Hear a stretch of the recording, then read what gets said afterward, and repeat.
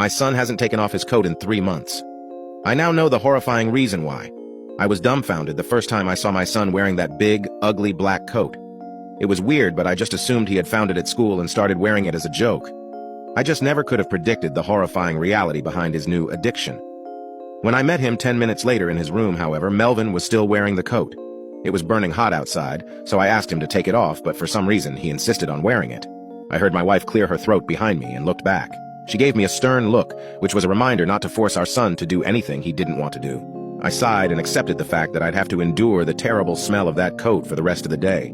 During dinner, I could barely stomach 2 bites of my spaghetti before I lost my appetite entirely due to the sight and smell of the coat from hell. Melvin, however, munched happily and even asked for a second plate. I was relieved when he finally ran off to play in his room. A couple hours later, as I settled down for the night, playing games on my phone, my wife entered the room looking alarmed. She told me I just tucked Mel in and he wanted to sleep in the coat. There was silence for a few seconds as we stared at each other. "He wanted to sleep in the coat," I responded. My wife said, "Forget about it. Tomorrow he'll take it back to school and he'll be back in that expensive jacket you insisted on buying him." Oh, how I wish it would have been that simple. When I got home from work, ready for dinner, I caught a scent of a terribly familiar odor as soon as I stepped in the house. Undoing my tie as I stepped into the dining room, I could see my wife sitting with her hands clasped under her chin, obviously livid but trying to hide it, and sitting in the godforsaken coat, looking as though he was the happiest kid in the world, was Melvin, going to town on a cheeseburger. I asked him where his jacket was, and he pointed across the room at his jacket, which was hanging on its hook on the wall. Perplexed, I looked at Judith, who had not taken a single bite of her burger or fries. I asked Melvin, "So, why did you decide to keep your classmate's coat? Did you find out who it belongs to?" Melvin took a gulp of apple juice before turning to look at me. "No one wanted it, Dad, so I'll just keep it." Great. Not a day passed that Melvin wasn't in that coat. During breakfast, playing outside, going to the store, going to school, playing with his toys, he was in at every waking moment.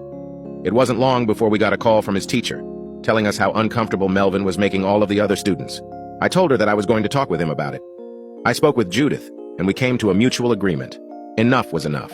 Melvin was going to have to take the damn thing off.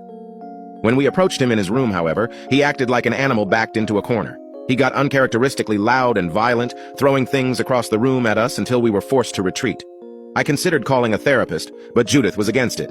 He did not get tired of the damn thing. One night, I accidentally walked in on Melvin as he was taking a shower. Though his clothes were on the floor, the coat was not. He was wearing it as he showered. We were warned by the principal of the school that Melvin would be expelled if he did not get rid of the coat. Judith and I decided to try to rid ourselves of the damn thing while he slept. We waited until midnight before creeping into his room. The two of us tiptoed very slowly towards our son's bed, his back to us as he lay sleeping in the coat. If he woke during the removal, we were just going to have to wrestle with him until we got it off. Catching a glimpse of our reflections in the mirror across the room, however, made me stop dead in my tracks. Melvin was not asleep. I could see his reflection in the mirror, his eyes wide and bloodshot, watching us as we approached. He was lying completely still, a manic look on his pale face. Now you can check if there is a part 2 by pressing share and more.